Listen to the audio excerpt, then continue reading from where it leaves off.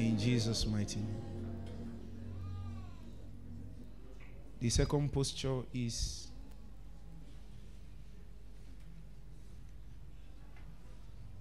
what I call rebukable. A heart you can correct. Isaiah chapter 66, verse 1. Isaiah chapter 66, verse 1. Thus said the Lord, the heaven is my throne and the earth is my footstool. Where is the house that thou build unto me? And where is the place of my rest? Verse 2. For all those things had my hand made, and those things have been, said the Lord. But to this man will I look, even to him that is poor and of a contrite spirit, and what? Trembleth at my word. One of the distinguishing postures of the heart that David had. Remember that the scripture said, I have found David a man after my heart. One of the distinguishing features of the heart of David is that it trembles at God's rebuke. Even when Samuel came and was telling Saul of his evil, Saul was busy telling him, save my face before the people. That's what Saul is interested in.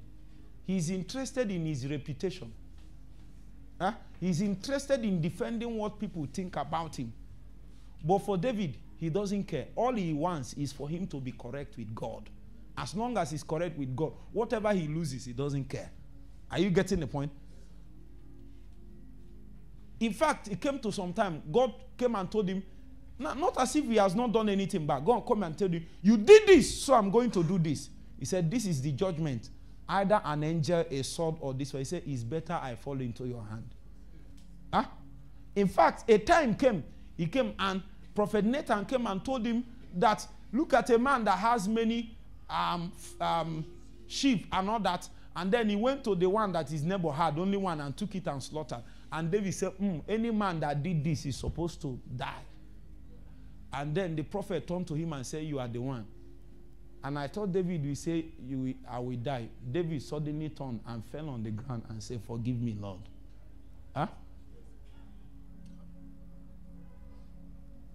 It doesn't matter what God told him. Look at the book of Psalm chapter, I think Psalm chapter 50. 51. He said, create in me a clean heart. Give me a right spirit. The guy is trying by all means to make his ways right with God. Many times he will come and tell God, correct me, chastise me, but don't take your mercy away from me. He said it's better he passes through the rod of correction than for mercy to be taken away. It's a matter of the heart. It's a serious matter of the heart. Two people can pass through the same circumstance, and somebody else will see it as an insult. Another person will see it as a mercy. That God himself even chose to even correct him. That means his mercy has not left. That is a state of the heart. Did you notice, listen to me, did you notice that Absalom was sent away by his father? Listen. When Absalom was sent away by his father, and then by some means, Joab went and begged, and they brought him back. Do you know that Absalom stayed in the house and refused to come and meet his father? In other words, for 2 years, it was better for him to stay away out of connection than to come to his father.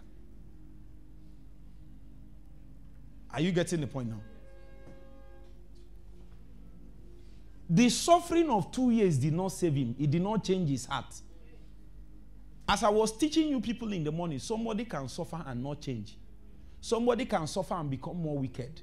Somebody can suffer and even enter more deep into what he's saying. So, what I'm talking about is heart.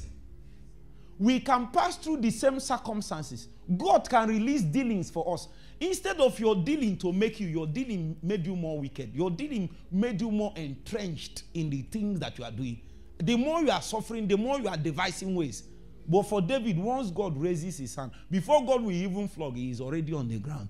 He said, there is no need to say to judge. Are you getting what I'm saying? Yes, sometimes David is not willing to find out whether he is right or wrong, he will tell God, search my heart and know my ways. To us in thy name. Report yourself to me. Oh.